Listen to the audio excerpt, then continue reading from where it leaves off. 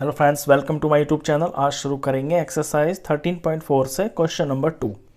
The slant height of a frustum of a cone is 4 centimetre.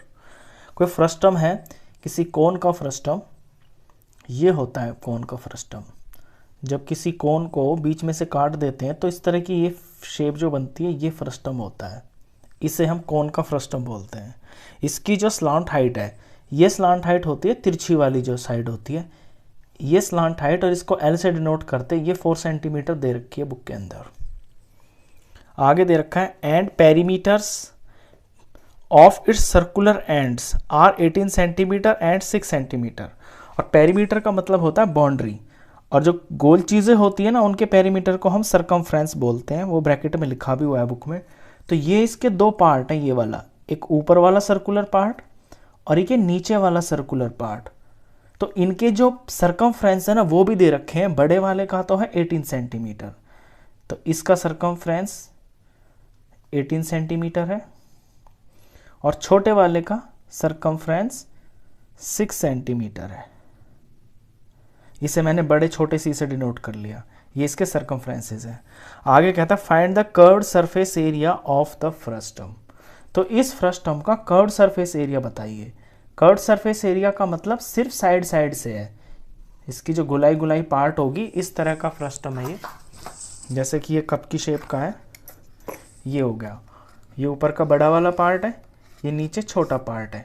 अगर इसका curved surface area निकालना है तो हमें ऊपर से और नीचे से कोई मतलब नहीं है, हमें सिर्फ साइड साइड से मतलब है, बिल्कुल इस इतने इतने से। अब curved surface area of frustum का फॉर्मूला होता है curved surface area of frustum.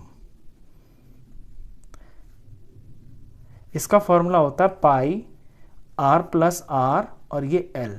पाई और ब्रैकेट के अंदर छोटे आर और बड़े आर और फिर मल्टीप्लाई में एल। अब पाई हमें पता है 22/7 होता है, एल हमें क्वेश्चन में गिवन है, लेकिन छोटा आर और बड़ा आर ये हमें नहीं दे रखे हैं। लेकिन छोटा सरकमफ्रेंस और बड़ा सरकमफ्रेंस तो दे रखे हैं। तो ये जो छोटा सरकमफ्रेंस है यानी कि 18 है, सॉरी ये बड़ा वाला सरकमफ्रेंस, तो सरकमफ्रेंस का फॉर्मूला होता है 2 पाई आर। तो 2 पाई आर, ये बड़ा रेडियस है इसलिए मैंने इसको बड़ा आर लिखा है। तो 2 पाई आर की वैल्यू यहाँ पे 18 है। यहाँ पे करके दिखाना 2 पाई आर इज इक्वल टू 18 आपको गिवन है। यहाँ से आप बड़ा आर निकाल सकते हैं। देखिए कैसे, सिर्फ आर को छोड़ दीजिए और आर के पास में ये जो 2 और पाई है इन्हें नीचे ले आइए। अब 18 2 से डिवाइड होके 9 आ गया। पाई को सॉल्व मत कीजिए, पाई को एज इट इज रहने दीजिए। क्वेश्चन सेंटीमीटर में तो ये सेंटीमीटर हो गया। यहाँ से आपको बड़ा रेडियस पता चल गया, तो इसका बड़ा रेडियस 9/पाई।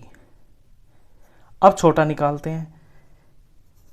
छोटा सरकमफ्रेंस हमें दे रखा है 6, यानी कि 2 पाई छोटा आर। इसे छोटे आर से डिनोट कर लिया। ये दे रखा है 6। ऐसे यहाँ से छोटा रेडियस निकाल लेंगे तो 6 के नीचे आ जाएगा 2 और पाई, क्योंकि यहाँ मल्टीप्लाई में ना आर के साथ, तो डिवाइड में चले जाएंगे। ये भी सॉल्व हो रहा है। 6 को 2 से डिवाइड करेंगे तो 3 आ गया, और नीचे पाई को सॉल्व मत कीजिए, एज इट इज रहने दीजिए। तो इस क्वेश्चन के अंदर यही खास बात थी कि हमें फॉर्मूला तो पता है curved surface area of frustum का, लेकिन छोटा आर और बड़ा आर नहीं दे रखे हैं। लेकिन छोटे वाले सर्कल का सरकमफ्रेंस दे रखा है और बड़े वाले सर्कुलर पार्ट का सरकमफ्रेंस दे रखा है। सरकमफ्रेंस के फॉर्मूला हमें पता होता है, वहां से हमने बड़ा आर और छोटा आर निकाल लिया। बस अब इन दोनों वैल्यूज को हम आर की जगह पे पुट करेंगे। सॉल्व करते हैं। पाई को इसमें आप सॉल्व मत करना। वो क्यों? क्योंकि यहाँ पे भी पाई आएंगे ना तो वो कटने में आसानी रहेगी। आप देखेंगे सवाल में तो समझ में आएगा। पाई को मैं एज इट इज लिख रहा हूँ। बड़े आर की जगह लिख लेता हूँ 9/पाई। छोटे आर की जगह लिखना है 3/पाई। और एल यानी कि स्लांट हाइट ये दे रखी है 4, ये इंटू में 4 है।